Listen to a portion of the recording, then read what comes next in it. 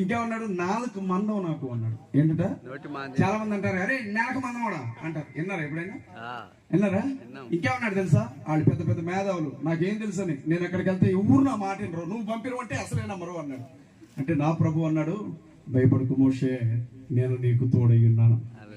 దేవుని స్తోత్రం చెప్పండి ఒకసారి గట్టిగా గట్టిగా గట్టిగా. వీళ్ళందరూ దేవుని వాక్యం వింటున్నారని మీ నమ్మకం కదా, అది అబద్ధం అని ఇప్పుడే నిరూపిస్తాను.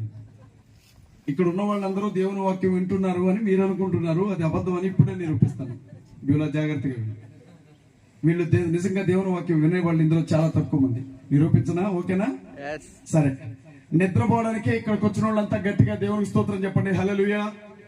అబ్బా, నిజంగా మీరు దేవుని వాక్యం వింటున్నారు. గట్టిగా చప్పట్లు కొట్టండి, గట్టిగా చప్పట్లు కొట్టండి.